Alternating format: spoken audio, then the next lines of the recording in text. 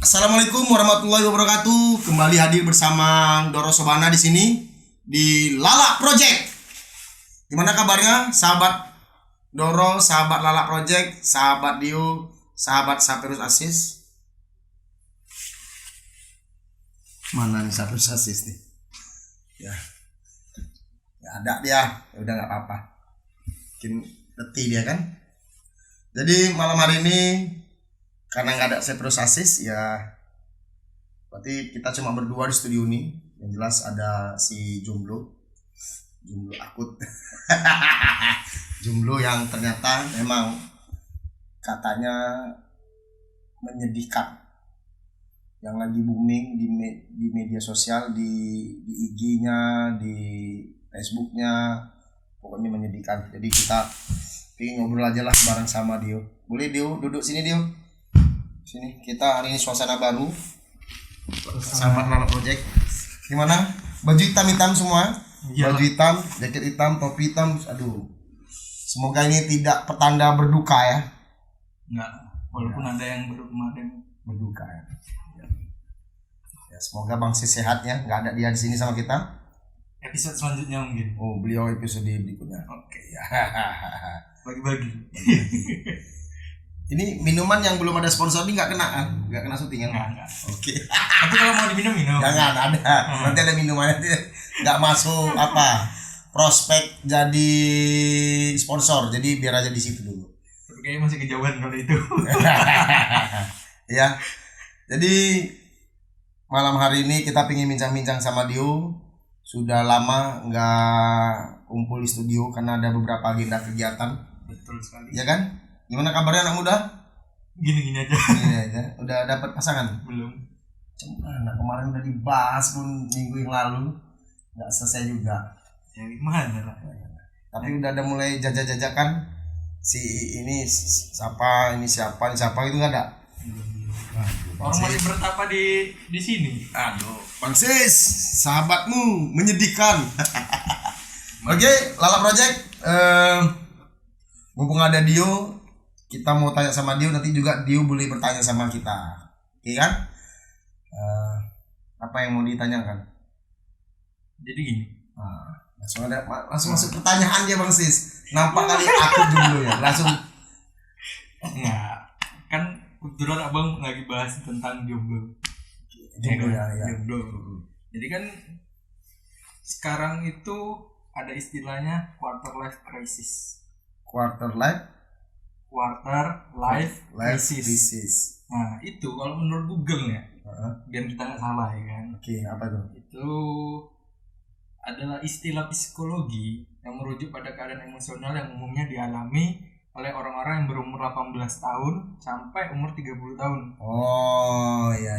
Yaitu dia lagi khawatir atau lagi ragu tentang dirinya sendiri. Kayak ada yakin ya. Terus arah hidupnya tuh mau kemana? Bingung masih ya. Oke. Apalagi melihat teman-teman yang seumuran dia udah mencapai posisi-posisi tertentu. Oke. Pencapaian. Contohnya ada yang tamat SMA, lanjut ada yang kuliah, ada yang pendidikan angkatan barangkali, atau yang ada yang langsung berkeluarga atau berkarir dengan bidang usahanya. Nah jadi, terus ada orang per orang yang ternyata aduh aku kok seperti ini gitu ya. Oke, kita bahas. Mungkin boleh kita bahas. Ya walaupun sebenarnya Doro juga nggak terlalu maksimal dalam hal mengerti tentang hal itu. Tapi kan proses hidup nih. Iya. Oke. Itu kan salah satu proses hidup. Nah, mungkin Abang udah melewatinya. Siap. Nah, dari Abang sendiri nih. Abang kan dulu udah kuliah. Benar. Tamat kuliah itu Abang ngapain? Apa yang Abang rasakan setelah tamat kuliah? Gitu ya. Berarti ini ke pribadi dulu ya. Jadi gini sahabat Lala Project, dengan pertanyaan Dio bahwasanya pada saat Abang selesai tamat kuliah ngapain gitu. Nah gini Dio, ini cerita. Jadi 2009 itu saya itu sudah wisuda. Sudah wisuda di kuliah 2005 dan wisudanya 2009. Itu hampir 4 tahun saya menyelesaikan kuliah, tapi belum 4 tahun ya, intinya di 3 tahun sekian bulan. Ya alhamdulillah cepat. Nah, kondisi saat itu almarhum bapak saya itu sakit-sakitan di bulan Januari, Februari, Maret lah di tahun 2009. Jadi itu pada saat almarhum bapak saya itu sakit-sakitan, kan meninggalnya di bulan Mei tuh, di bulan 5 itu.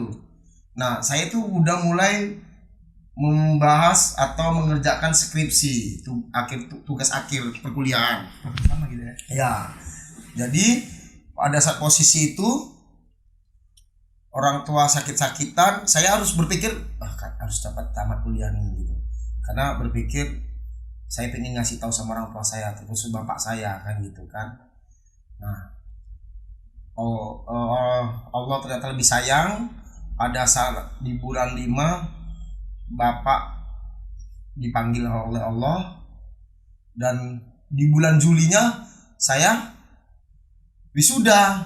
Nah, gitu dia. Jadi almarhum bapak tidak bisa melihat acara seremonial wisuda saya. Tapi alhamdulillah ada mama, ada abang-abang dan keluarga saudara lainnya yang datang. Berarti sama kayak aku juga. Ya, nah bukan itu ibuku enggak. waktu itu ya, sama ibuku ya. udah meninggal duluan, baru aku wisuda. Sama kondisinya. Ya, seperti itu. Terus dengan pertanyaan dia tadi, apa kegiatan setelah tamat kuliah? Jadi gini,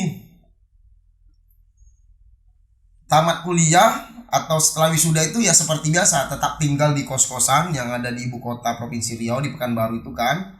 Tinggal di situ masihan menunggu ijazah keluar lah, bahasanya seperti itu. Tapi pada saat kita berkumpul dengan teman-teman yang di episode sebelumnya kan ada tuh sama Bang Sis tuh pembahasan mengenai sama teman-teman komunitas primitif itu. Nah, kita masih tetap tinggal di Pekanbaru dengan teman-teman tadi tuh, sama teman-teman tadi berkegiatan gitu kan, di edukasi gitu kan, di mengenai ekonomi, seni, semuanya lah gitu kan, termasuk pencinta alam gitu. Jadi aktivitas itu tetap kita lakukan sembari menunggu ijazah keluar.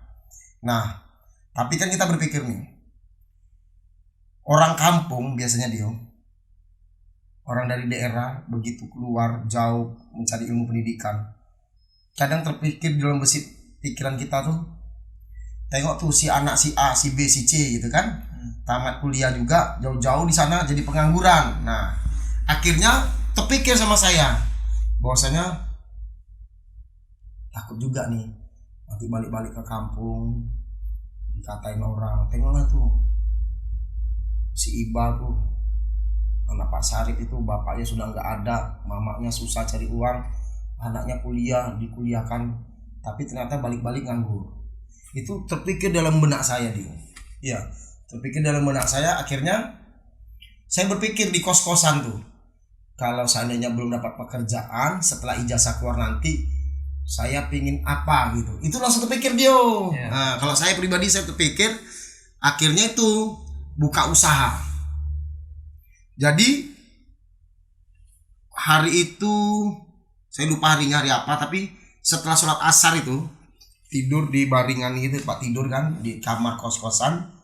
Sebelumnya saya beli parfum yang harga puluhan ribu itu, yang sejentik ini, inilah ini, yang roll gitu, roll itu kan.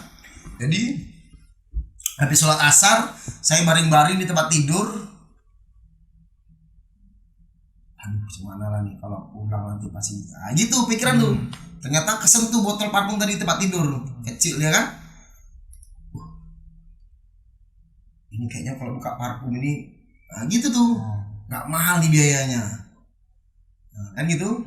Terus langsunglah saya mencari informasi dengan teman-teman di primitif itu untuk mau membuka usaha parfum. Saya hubungin itu di Pekanbaru tuh, di tempat-tempat jual parfum itu, tahun 2009 itu dikasih solusi sama teman-teman, termasuk sama para penjual parfum itu. Kalau abang pengen dengan adanya modal sekian, yang abang dapatkan ini parfumnya dengan kualitas yang seperti ini, gitu. Nah, akhirnya itulah berpikir lagi, saya niatkan, kayaknya ini keren nih buka usaha parfum. Karena saya berpikirnya di Indragiri dulu tahun 2009 itu belum ada yang buka parfum lah, buka usaha parfum yang isi ulang itu. Nah alhamdulillah saya tekadkan itu. Jadi Dio begitu saya tamat kuliah berpikir untuk membuka usaha dulu Dio. Walaupun bantuan modal itu nggak besar, tapi alhamdulillah itu dari jeripaya pada saat kuliah dulu bisa nabung dalam arti nabung uang beasiswa dari kuliah dulu. Itu Dio. Nah jadi proses saya begitu tamat kuliah buka usaha. Itu Dio. Kalau Dio sendiri pada saat itu gimana? Karena aku kan tahun 2019 itu. Itu aku udah mulai skripsi. Itu kan awalnya itu mau bikin aplikasi. Terus terus disarankan sama dosen bikin VR. Ternyata VR ini harus beli alatnya sendiri. Alat yang dari kampus itu ternyata nggak mendukung. Jadi kita modal sendiri, akhirnya cari sana sini, akhirnya dapet lah. Ya oke, terus. Nah pas udah dapet dikabarin alatnya udah dapet, dari sini dikabarin itu ibu lagi sakit lah parah. Itu kan bulan-bulan puasa itu. 2019 ya. Nah, pas belum puasa itu sering tuh bolak-balik Pekanbaru untuk terapi untuk apa segala macem. Nah pas lebarannya aku waktu itu nggak balik karena mau ngejar skripsi ini lah. Harus selesaikan skripsi. Nah waktu habis lebaran nggak lama itu kan pokoknya ibu masuk ICU. Hari itu aku terakhir ujian. Nah, habis ujian itu malamnya aku dikabarin ibu masuk ICU. Nah nggak lama habis itu pokoknya sekitar jam 10 malam rupanya ibu udah meninggal di luar. Tapi besoknya itu aku langsung langsung mesen tiket untuk besok ke Pekanbaru dari Jogja. Berarti dari Semarang ke Jogja naik apa? Naik motor. Sepeda motor? Motor Mio, motor putih tuh? Iya. Terus? Nah karena ngapa dari Jogja? Karena kalau dari Jogja pesawatnya langsung. Kalau dari Semarang nggak ada langsung ke Pekanbaru. Transit Jakarta dulu ya. Dari Jogja itu kan jam 7 sampai jam 9. Jadi nggak ketemu lah ya, nggak ketemu. Sampai sini tuh udah jam 1 siang. Iya. Karena kan sampai jam 9 dari Pekanbaru sini 4 jam. Iya. Di kuburan itu jam 11. Jadi nggak ketemu ya. Nah, habis itu ya agak depresi lah, agak apa kan namanya ada pikiran ya kayak macam aduh gimana ini gitu. Kuliah belum selesai ya kan dalam tahap penyusunan skripsi. Tapi selesai juga skripsi alhamdulillah selesai. Ya, tapi kan agak ketunda tuh. Kemarin kan tadi kan aku bilang mulainya itu sekitar bulan 3 atau bulan 4. Gara-gara itu aku ketunda sebulan lebih, hampir 2 bulan lah. Bulan 8 baru benar-benar mulai lagi. Sampai bulan 11 itu aku seminar. Jadi tempat kami itu ada beberapa tahap seminar skripsi. Terus habis seminar sebulan kemudian baru keluar jadwal sidangnya itu bulan 12. Iya. Tanggal 20 Januarinya langsung wisuda. Nah kalau di tempatku kan nggak nunggu ijazah dulu. Pokoknya wisuda itu ijazah udah jadi. Iya, intinya begitu wisuda selesai lah. Nah habis wisuda aku udah nggak mikir mau tunggu di Semarang atau nggak, langsung pulang aku. Yang membalik lagi ya. Langsung pulang ke Lala. Oke. Habis pulang itulah baru apa selama di Lala itu program-program apa atau apa kegiatan pada saat itu? Karena di rumah ada warung kan. Ya warung. Nah itulah. Jadi selama ibuku sakit kemarin, jadi kan bapak ibuku punya usaha tuh kebun sama warung.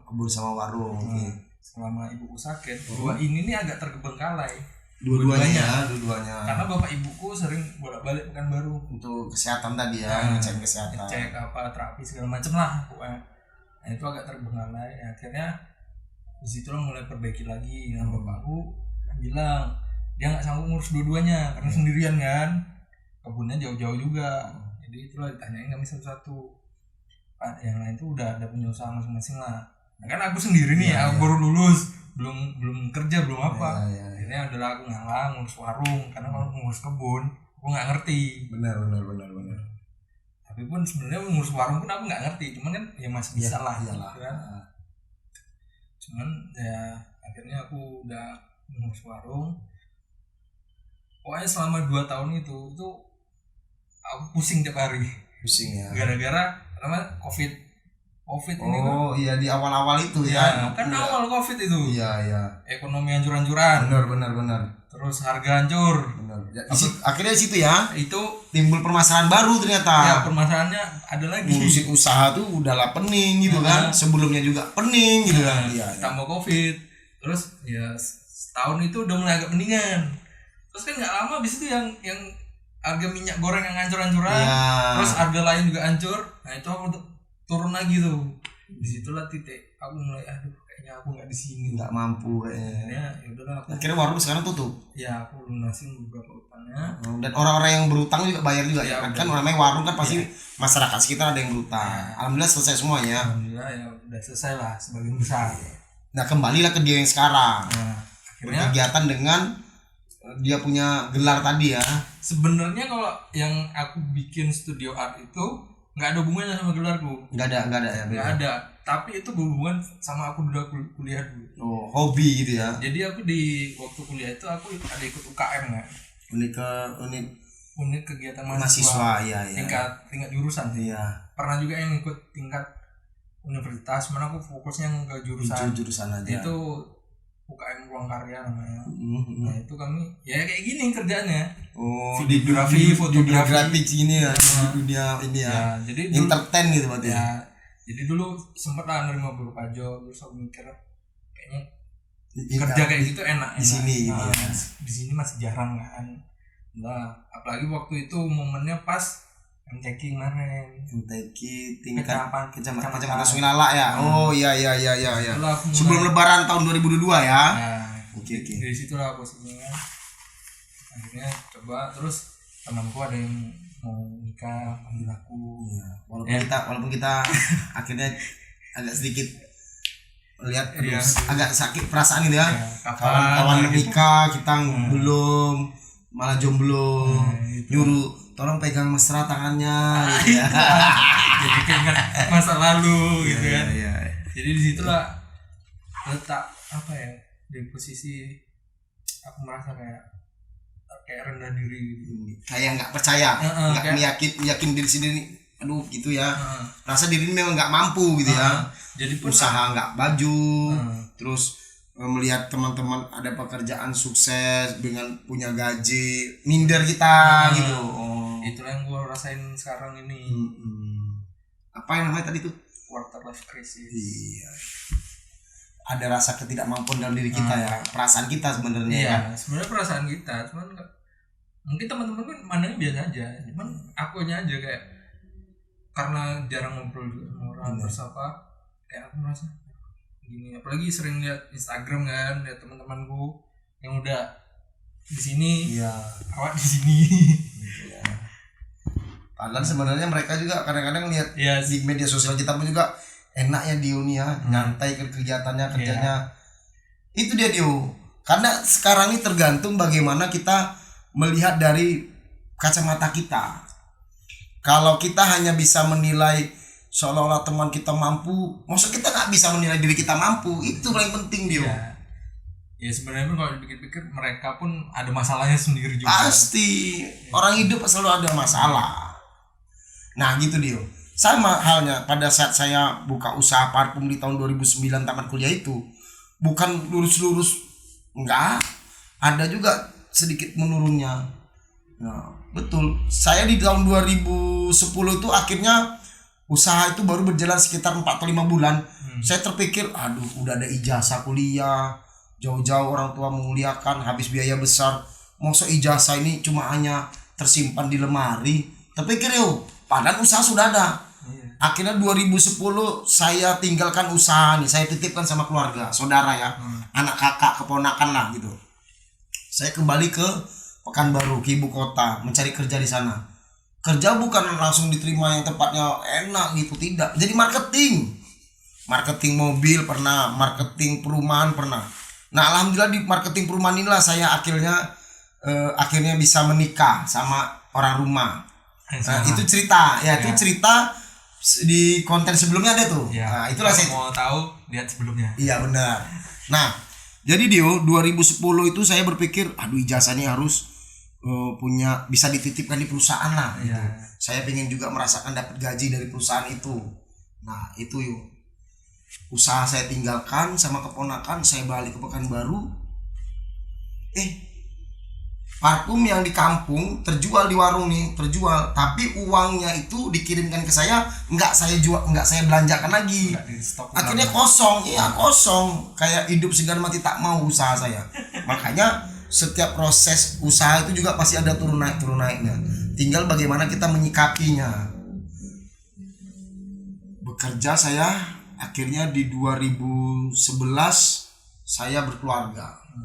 Dari hasil gaji saya kerja tadi di marketing perumahan, itu marketing perumahan betul tuh di Pekanbaru, salah satu perumahan ya kelas menengah ke atas lah.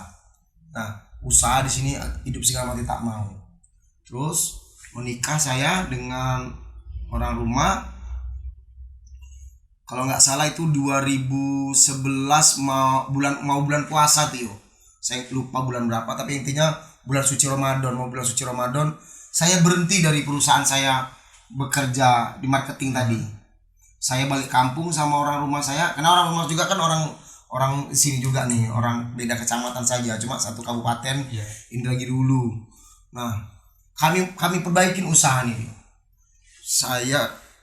Orang tua saya kan biasa-biasa saja, nggak banyak ya, tapi saya bersyukur, berterima kasih dengan orang tua saya, dengan almarhum bapak saya, mengajarkan sebagai anak laki-laki yang kuat, dan mama juga kan yang mengajarkan. Bersyukurlah saya punya orang tua yang selalu memotivasi, mensupport, termasuk sama saudara-saudara lainnya. Saya kan ber7 bersaudara tuh. Jadi akhirnya saya beranikan ngomong sama orang rumah, ngomong ke mertua, kami pengen memperbaiki usaha. Nah, itu tadi usaha yang pernah saya buat itu sendiri, akhirnya dapat orang rumah, kita pengen mengembangkan usaha, ngomong terus sama mertua. Alhamdulillah mertua mendukung dengan pinjam nama beliau lah gitu, untuk di salah satu bank kita pinjam dana ya kan. Alhamdulillah kita usaha kita jalankan, kita besarkan sampai saat ini alhamdulillah masih bertahan. Ya, terima kasih kepada bapak mertua yang mendukung usaha kami. Nah, gitu. Doakan usaha ini semakin berkah, lancar gitu. Alhamdulillah, itu aja mintaan sama orang tua kami itu ya. Jadi posisi saya pun juga pernah drop gitu. Enggak lurus tabung gitu aja, enggak. Pasti tetap ada gitu. Nah, sekarang ini tinggal bagaimana kita menyikapinya. Nah, itu gimana caranya? Semuanya gini. Prinsip saya prinsip saya pribadi. Saya ini diciptakan oleh Allah Subhanahu wa taala, Tuhan saya. Nah, berarti kalau dia juga Islam, Allah Subhanahu wa taala itu kan. Nah, prinsipnya gini. Kita diciptakan oleh Allah, itu ada sesuatu hal yang Allah meyakini kita diciptakan sama Dia di muka bumi ini. Selain kita menyembah dan bertakwa kepadanya, kita juga yakin bahwasanya masalah kita besar, itu prinsip saya. Masalah kita besar, yakinlah Allah kita lebih besar. Nah, itu kan tadi kita diciptakan sama Dia nih, ya minta aja sama Dia gitu. Saya prinsipnya gitu. Tapi juga cuma jangan sekedar minta, enggak lah. Ya kita juga sebagai manusia ciptaannya berbuat dong gitu. Berusaha. Walaupun jujur saja nggak sempurna kali. Pribadi saya ini nggak sempurna kali. Tapi itu tadi saya berpikirnya gitu. Dan mungkin ini banyak dari orang-orang sebelum saya pasti berpikirnya gitu juga. Sebesar apapun masalah kita, masalahku, masalah saya, nah, gitu kan. Yakinlah Allah kita lebih besar. Itu sampai apa? Percintaan semuanya, ya semua itu kan Allah yang menciptakan kita. Sudah tertulis katanya di Laul Mahfuznya. Nah, gitu. Udah tertulis semuanya. Tinggal sekarang kita bagaimana kita percaya diri nggak kita dengan hal itu. Saya yang pertama minta sama yang pencipta. Yang kedua kita realisasikan. Mosok kita punya mimpi tapi kita pinginnya tidur terus nggak bisa juga gitu kan, nggak bisa juga. Kita suka sama perempuan itu, selagi perempuan itu baik maka kita juga harus baik untuk mendapatkan perempuan itu. Nah, kejar dia gitu, terima nggak terima usah nanti kalau kita suka. Ya. Apalagi kalau kita meyakinkan diri kita, aku suka sama si A, aku ungkapkan itu. Kita yakin kalau memang ya Allah, kalau memang ini jodohku, ya dekatkan aku sama jodohku gitu loh. Itu dia. Nah, percaya diri. Yo. Yakinlah. Kawan-kawan Dio yang lihat Dio lihat dari media sosial, Instagram, Facebook, rasanya mereka enak ya, sudah berkeluarga, kerja sekarang kayaknya gajinya besar. Padahal mereka juga punya masalah tersendiri. Malah terkadang orang itu yang di sana itu teman kita juga melihat kita, enak ya Dio nih ya, enak yang Doro Sobana tuh ya, kayaknya hidupnya kerjanya enak aja, senyum-senyum gitu. Pasti kayak gitu juga yo. Nah, tinggal sekarang kita bagaimana bersyukur tidak dengan hal itu. Jalani aja yo, jalan aja. Oh, saya kayak gitu orangnya, jalani. Terus ya selain minta sama Allah, kita ya berbaik aja kita sama teman-teman, sama saudara, keluarga, teman-teman lainnya, berbaik hati aja kita. Yakinlah mereka juga akan bantu kita, support kita. Itu aja yang penting. Cuman yang sekarang agak susah tuh gini Bang.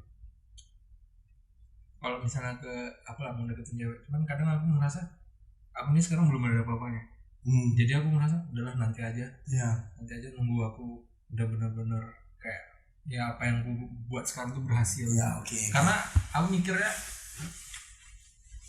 cewek-cewek yang di seumuran gue sama sekarang ini pasti dia mikirnya pengen yang serius dong. Iya.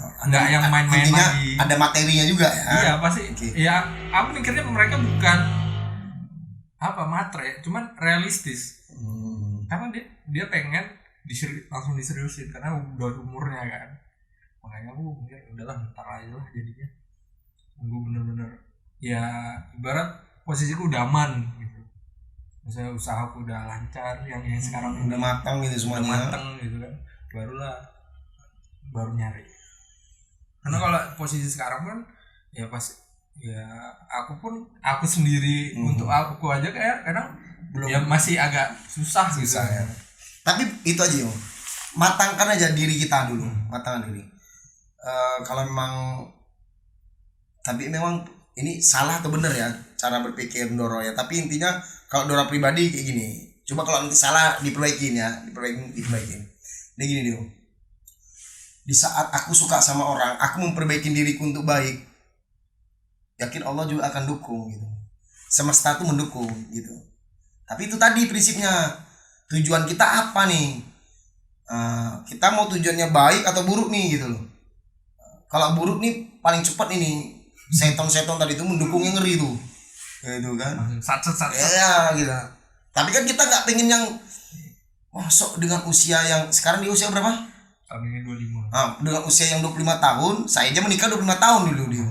Dengan usia 25 tahun udah rasanya matang untuk berkeluarga, tapi kita pengen berpikirnya melakukan kejahatan atau kenakalan kepada perempuan yang ciptaan Tuhan juga kan nggak bagus ya gitu. Makanya kalau diri kita berusaha untuk memperbaiki diri baik, insya Allah Allah akan dukung. Itu aja yo. Termasuk hal apapun itu yo, yakin aja yo. Walaupun jujur Doro juga nggak sempurna baik, nggak Doro. Nah, banyak salah lah, namanya manusia kan. Lagi itu. Ya gitulah. Tapi yo kalau kita sudah menikah, tadinya kita berdoa sama Allah kan satu orang nih. Tapi kita dengan menikah akhirnya kita sudah ada 2 orang. Itu doa kita tuh lebih kencang. Iya. Itu ya. Usaha parfum yang pernah hampir mati tadi tuh di tahun 2010 tuh. Di 2011 saya menikah sama orang rumah, berani ngomong sama mertua. Sampai sekarang alhamdulillah. Luar biasa betul. Ini alhamdulillah lah. Saya bersyukur lah. Di Topang lagi ada pekerjaan yang ya alhamdulillah lah kan, ada dapatan dari luar sana. Ini jadi rezeki buat kita lah, khusus buat saya kan. Alhamdulillah lah bersyukur. Enggak lah namanya. Minum dulu ya. Ini minum enggak ada produknya sponsor ya, cuma ditutupin ya. Haus. Minum yuk. Udah mau habis lah. Ini bukan sponsor ya.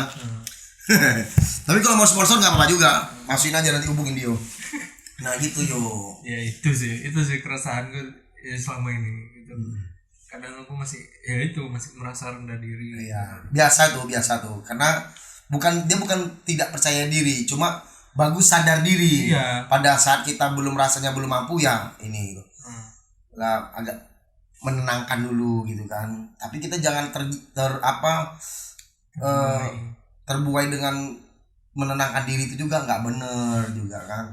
Ya kalau ada yang kira-kira pandangan kita nih rasanya wanita nih cocok dengan kita, ya komunikasikan aja gitu loh.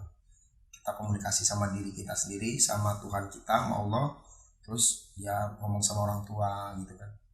Tapi rasa-rasanya dengan usia dia seperti sekarang 25 tahun, ya insya Allah sudah matang sih. Nah, saya aja jujur 25 tahun loh, saya jujur 25 tahun waktu itu. Oh kalau diceritakan semua tentang bagaimana saya bisa menikah sama orang Rumani, tidak seperti yang diceritakan di konten pertama yo. Intinya panjang kalau saya buka nih. Ya intinya yang penting-penting saja. Intinya orang rumah ini terlihat baik lah gitu. Pasti nanti ketemu. Iya amin, doakan aja. Tapi udah ada gambar-gambaran? Belum. Anak Lala ini juga belum ada ya? Belum ya. Masih pikir-pikir. Lihat pertemanan dari media sosial zaman kuliah SMA dulu atau SMP dulu nggak ada seret juga belum. Kalau misalnya SMP, itu aku laki-laki semua. Oh iya. Karena mungkin. Benar. Kalau SMA itu jauh. Iya. Di Bukit Tinggi. Itu pun rata-rata udah pada nikah. Kuliah jauh kali. Nanti lamarannya biaya, Iya. Di Jawa. Nah itu kadang, waktu karena aku ya lulusan universitas dari Jawa itu lah, karena aku masih merasa. Aku kadang kepikiran gini, pandangan orang ke aku kan, anak ini lulusan universitas di Jawa, cuman kerjanya kayak gini. Kadang aku mikirnya kayak gitu. Ya udah, jangan pikirkan. Iya. Ya, itu pikirkan kita. Jangan pikirkan itu kali, nggak perlu. Tidak linear juga dengan hal itu. Yang penting kan kita punya kemampuan basic kita sendiri. Ada hal yang kita tamatan ini bagusnya seperti itu. Dengan posisi tamatan kita ini dapat posisi pekerjaan sesuai dengan bagus juga. Tapi pada saat zaman sekarang ini, menurut saya ya, tamatan yang ini, tapi ternyata pekerjaan kita beda, ya gak ada masalah. Selagi kita dapat pendapatan gitu loh. Iya. Dan ternyata tidak mengganggu orang lain, yang halal barangkali, ya sudah biasa saja. Gitu yo. Kalau kita ngikutin nurutin orang lain, yo. Payah ya gini. Jadi Dio, kita itu semuanya kembali ke diri kita. Apapun kata orang biarkan. Tapi kalau baik kita ambil. Kalau tidak baik jangan dengarkan. Tapi ada kalanya juga perkataan-perkataan teman-teman atau orang lain tadi kita cerna. Nah, gitu loh. Jadi kan motivasi aja buat lebih baik pada diri kita. Nah, semuanya ini kan tergantung di diri kita. Jadi kita mau down, kita mau dalam artian kita tidak meyakini dengan diri kita sendiri, atau kita ingin meyakini diri kita sendiri, itu diri kita sendiri. Sehebat apapun orang yang ingin menyemangatin kita, tapi kalau kita tidak ada percaya diri pada diri kita sendiri dan tidak menyemangati diri sendiri, itu percuma saja. Itu dia yang paling penting. Benar. Iya. Kalau nggak dari diri sendiri itu agak susah. Iya, betul gitu. Jadi semangat aja Dio. Yakinlah setelah hal-hal yang Dio lakukan saat ini, yang Dio jalani saat ini, pasti ada hal-hal terbaik, titik terang tadi di depan nantinya ke depan. Benar. Selagi kita dekat sama Allah kita, Tuhan kita, terus menjadi yang baik kepada orang tua kita, dan kita juga menjadi yang baik kepada sesama kita, yakinlah insya Allah alam semesta juga akan bersama kita. Oke. Sahabat dorong, cukup dulu di konten kali ini terkhusus Lala Project ya, sahabat Lala Project semuanya bersama Dio kali ini nggak ada di belakang kamera ya. Ada karena nggak ada Bang Sis juga. Itu saja. Krunya masih dikit. Benar. Itu saja dari kita berdua. Sampai berjumpa di konten berikutnya. Salam sehat selalu buat Lala Project. Jangan lupa bahagia. Jangan lupa bahagia. Assalamualaikum warahmatullahi wabarakatuh.